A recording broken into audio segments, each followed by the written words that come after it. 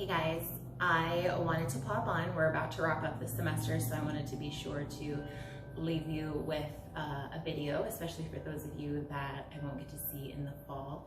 I want to talk to you guys about Janu A-C. I feel like a lot of you get some personalized teaching with that and some corrections, some ideas about like maybe doing it differently. So I know for me, it's helpful when I'm given new information to be able to rewatch it and revisit it. And especially if you're changing a pattern that's pretty deeply ingrained, it can be very challenging. So first off, the thing that I talk to a lot of you is this concept of starting from the base of Dandasana for really like the majority of our seated postures, certainly with the Janu A-C and the Marichasanas. Other postures like Bhujapidasana, Karmasana, Sutrakarmasana, like that wouldn't necessarily apply. But Paschimottanasana, you'll see this pattern a lot. So if we start with Dandasana, and I'll turn side view so you can see, I want this line to stay even and sort of flat, if you will. So I wouldn't take Dandasana, with like one leg pulled back and the other pulled forward. Like that would just feel so awful and we would intuitively not do it that way. So, from Dandasana, even that posture on its own is quite challenging, especially when you're applying all of the techniques and the patterns of it. It's a lot of work to hold all of that.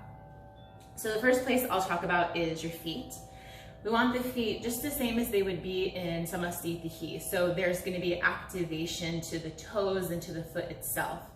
To the best of your ability, it's anatomically how you're put together is going to be different for all of us.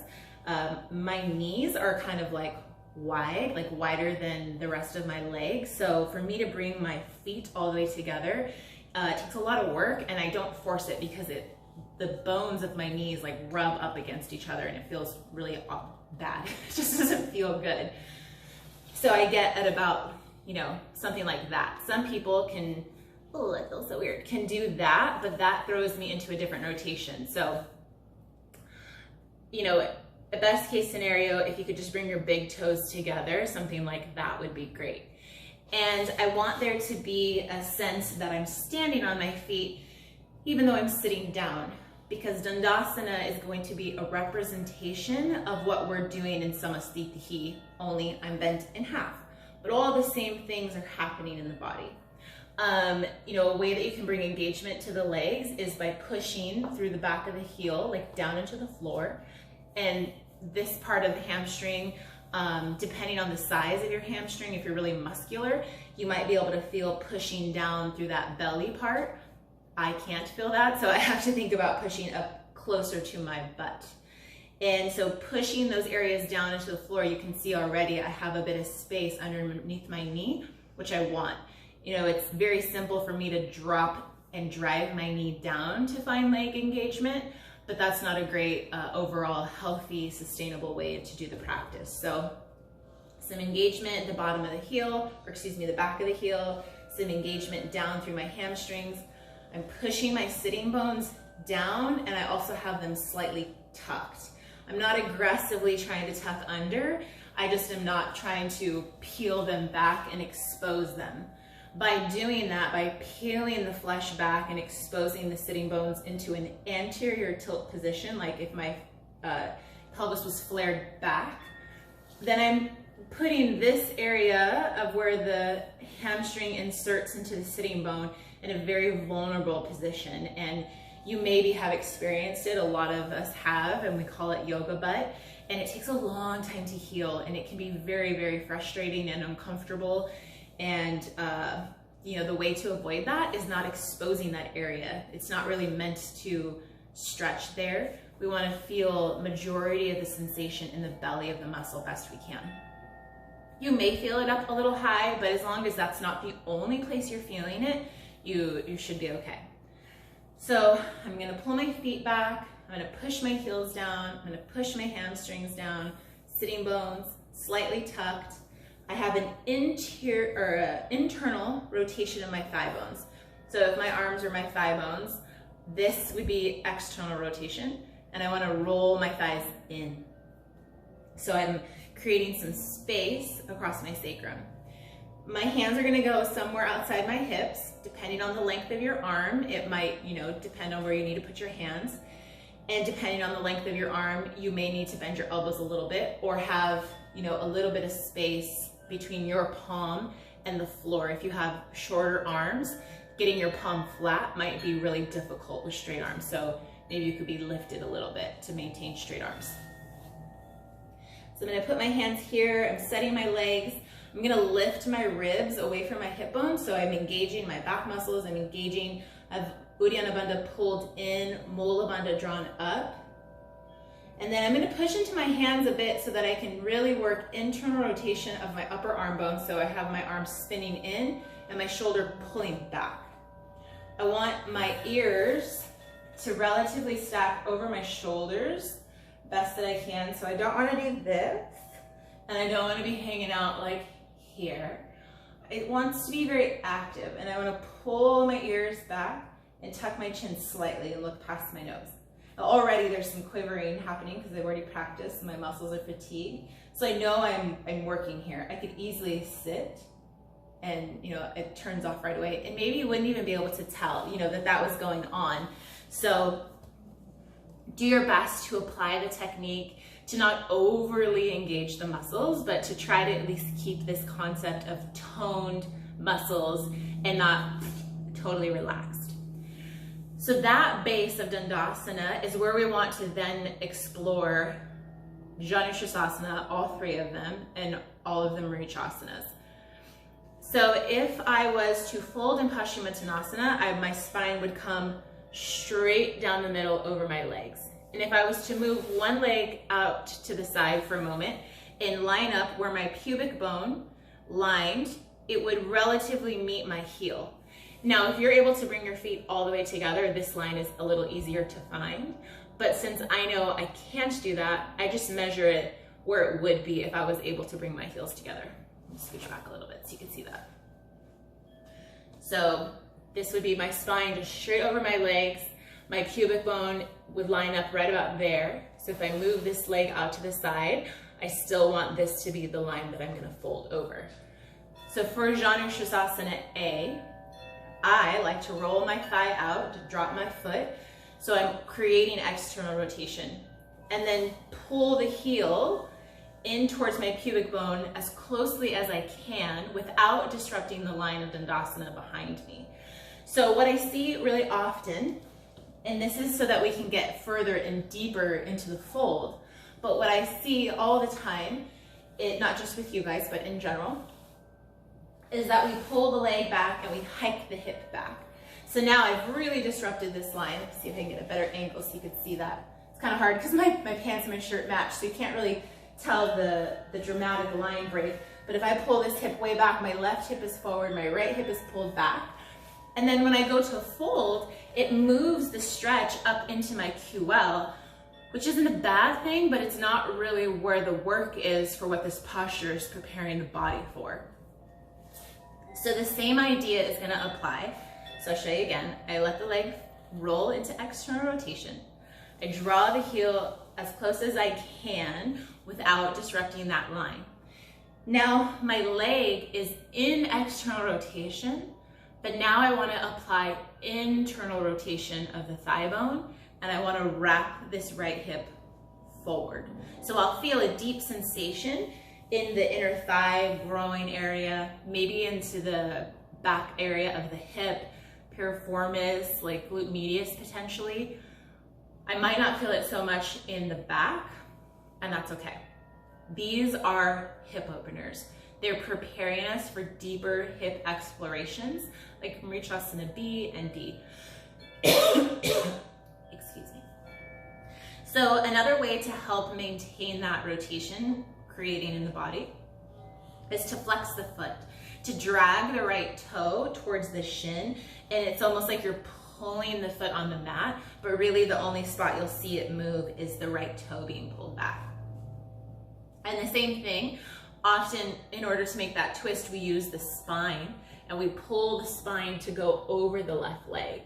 And so now I'm really avoiding whatever is tight in this hip because I've moved now and I'm stretching my back, which feels like sensation, and it feels probably therapeutic and good, but it isn't exactly what we're after. So I want to maintain that rule where I'm going to keep my spine coming straight forward. No twisting or taking the spine in any weird positioning. So once I set my base, I'm not breaking the line of Dandasana. I'm doing my best to wrap and roll this thigh forward, to pull this hip forward.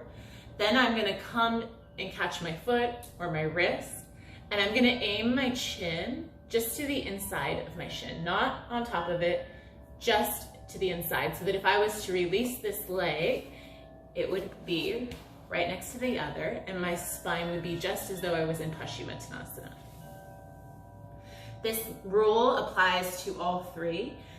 The expression of Janu A-C and that hip rotation just gets deeper. So to set up B, I'm gonna set up A first. And instead of leaning back, lifting my pubic bone, scooching forward, and doing all of that, I haven't actually addressed very much of the rotation in my thigh bone or my hip and exploring that deep internal rotation at all. I've just moved my pelvis forward, I've sat down on my heel, and my knee is out. I'm gonna probably twist my spine and feel a stretch in my back and be happy with that, which is totally fine if that's what you're after. But the way that I'm taught to practice, the way that it's been offered and taught to me, is through these rules. So I'm just passing them on to you guys. So when I come to B, I do the same thing. I set my base of A, and you might not be able to pull your heel very close. You might find like, wait, my heel won't come any closer unless I pull my hip back because your hip is tight. So stay wherever, if your heel needs to be, 6 inches away from your pubic bone, then that's just where it is for now. It will change with time. You can pull it in close as long as you don't mess up the line in the back. I'm gonna lean forward a little bit and I'm gonna encourage this rotation to happen. I'm gonna keep my right hand holding my right foot in place. I'm gonna engage my bandhas, and then I'm just gonna roll over my foot. I'm not sitting on the foot as much as I would if I was to just lift and scooch. Part of my foot is still showing, but my foot is engaged. I'm flexing the foot, I'm pulling the toe back, and I will bring my knee in just a little bit, but not too much to avoid the work. And same thing, I'm gonna come right over the middle. This line in the back is not disrupted. It's a shit ton of work though, and there's all this rotation now deepened of what I experienced in A. So then C, obviously, is the deepest of those. Same thing, nothing changes. I'm gonna set up A, but I'm gonna lean over. I would avoid anything that takes your calf and your hamstring away from each other, or your shin breaking the line of where your thigh is. I want this joint to stay closed the entire time. If I start picking the shin up and it's separating, I'm putting torque on the knee. And if I'm lifting the foot up to avoid tightness in the hip, I'm not doing myself any favors. I'm only, over time, going to experience knee pain that I won't know what it's from, because it's not an acute sensation all the time. But each time you do that micro tear, till one day the knee is like, bleep, bleep, bleep, bad word, I'm not gonna do that anymore. So to save yourself that headache and taking very good care of your knees, always wanna close the joint first. The knee is only a hinge, it can't move around and do crazy stuff. It's open, it's closed. That's all we want it to do. I'm gonna lean over, keeping this tucked in and tight, and I'm simply gonna spin my heel and drop my hip back down. So what I'm not gonna do is do all this crazy business and like spin the foot and get it into position. I'm just going to set up A, make sure everything's where it needs to be, start that relationship of the internal rotation. I'm gonna lean over so that I can clear my hip up, but not back. I'm gonna tuck my toes as I keep my heel close to me, and then drop my hip back down.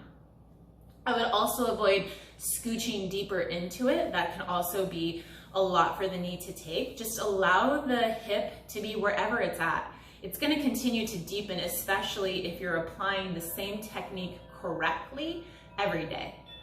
There is a little bit of pressure you want to maintain between the foot and the inner thigh, like squeezing gently into each other. And I didn't talk about it yet, but I want to avoid letting this foot spin out or in.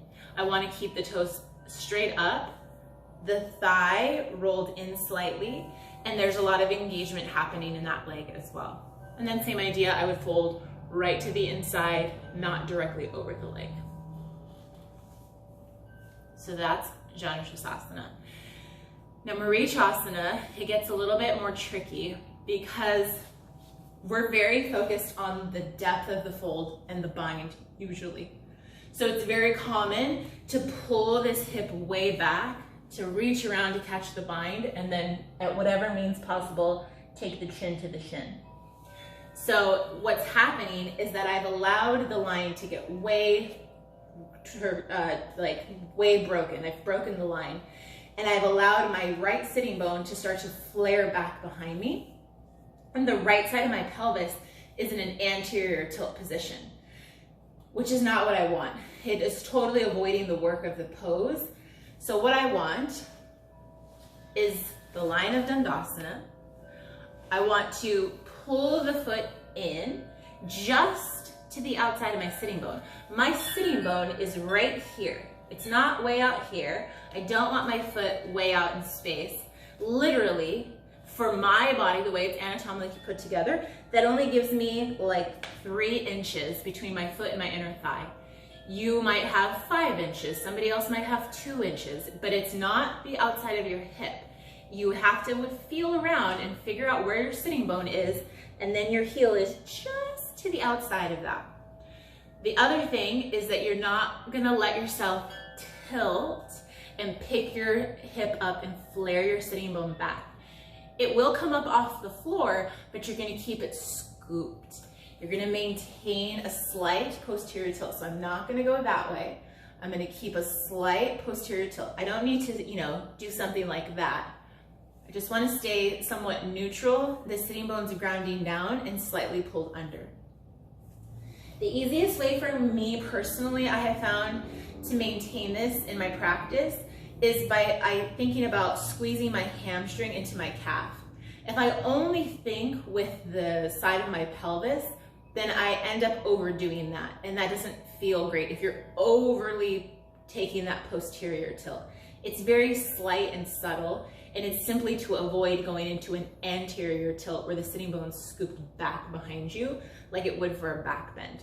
We're not back bending, we're forward bending. So I wanna make sure that my sitting bone is scooped slightly, and I wanna start to squeeze. I might, just because of the nature of it, there may be a bit of flaring as I'm reaching around to catch my bind. But as soon as I'm bound up, then I'm gonna make sure that I scoop and tuck a bit, and then I start to squeeze my hamstring to my calf and push my foot really firm into the floor. And then I'm gonna pull my torso forward. And that's about as far as I can go, unless I let my hip open, and then I can just make it look like, oh, look how advanced I am. But that's not the point. The point is to find the work where the work needs to be done, and you're gonna potentially feel a lot of sensation in the back of the hip, maybe in the low back, and it's just a lot of work. And we wanna find the work in the correct areas. The same thing's gonna apply for B. It's just gonna be a little more challenging because you have the dynamic of half lotus in the scenario. Half lotus, you definitely, every time you visit half lotus, wanna make sure that the knee is so safe and closed. There's 2 ways you can do that. You can either pull the shin in towards you and let the leg drop out, or you can do like I talked about in Janu A-C and let the foot roll, slide the heel towards you. Now I've created external rotation and my knee joint is closed and it's safe. So to safely explore it and go into half lotus, I'm gonna start to pull my heel towards me, not up. I'm gonna pull it towards me, and I'm gonna roll back a bit. So if you imagined you had jeans on and like the very top part of your pocket, maybe you would roll back. And you might even overdo it in the beginning to try to feel it. but I want to move the rotation way up into the hip. I want to imagine and feel the femur bone rolling into external rotation up in the hip socket. I don't want my knee to feel any of that. And if you are feeling it in your knee, you're probably going beyond where your actual flexibility in the hip is. And again, it's probably not doing you any favors to keep visiting that over and over in that way, because your hip isn't necessarily going to become more open, you're just irritating the knee. So if I pull the heel into me, I roll back a bit, and then I adduct, meaning hug into the midline, and bring my foot all the way up into my hip crease. So my foot is kind of hanging over my hip a bit, and my heel is right into my belly, and my foot is completely tucked up into my hip crease, and I feel nothing in my knee. Now, if I was close to this, but I could only get about there, you can't see it because this is like a really shitty recording and angle, but I've created just enough space between my calf and my hamstring, which isn't good. That means the knee is not all the way closed and it's not all the way open. So I want one or the other, that's it. You're either all the way up and closed, or you're here and you're all the way open. You would flex the foot and you would place the ankle just on top of the knee, not on the knee itself, but just, at the bottom of the thigh and just hanging over. And I would flex both feet and make sure I'm not hyperextending the extended leg. And then I would fold, depending on the pose, like if it was Ardha Baddha Padma Paschimottanasana, then I would fold and I would probably experience a stretch in my hip. If it's B, like we're talking about, then I'm gonna come here, and depending on how tight my hip is, this might be enough for me. And then after a while, your hip will become open, but it's not quite open enough to let you bring your foot all the way up, and so you're in this kind of limbo in between space.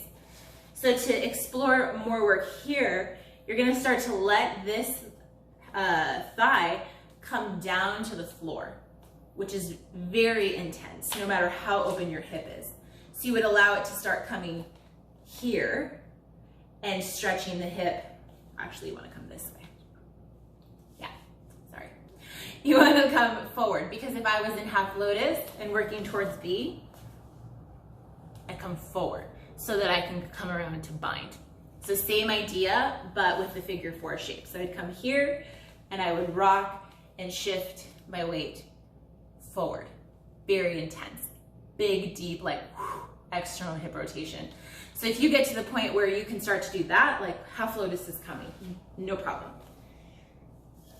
So back to the base of B. So we've established safely getting into half lotus. This isn't a video on that, so I'm not going to spend a ton of time. I think we already even might have a video on it.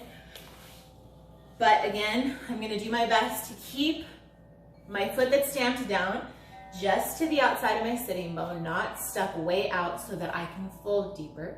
And I'm going to do my best to maintain a bit of a scooping to avoid flaring back. And I'm going to keep activation. I'm going to hug my hamstring into my calf. I'm going to reach around, catch my bind.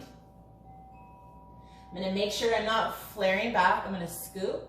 And then I'm just going to fold to whatever degree I can fold, maintaining bandhas and breathing. And there we go. C is no different. C is going to be the same thing. What you might want to do is to pull it back, to get around, to do your bind, because if my hip is pulled back, I don't have to work the twist as hard. I want to maintain this line of Dandasana. I want to be scooped under, but not only that, C only, I want my sitting bone on the floor. I want my heel just right there, slightly outside my sitting bone, like just outside of it, and I want to work my twist from that position. I'm not going to go over the twisting part because I want to really just keep this focused on the hips and the alignment. But I know that if you just keep scooching your hip back to work the twist, you're really missing a lot of where the work in the twist is.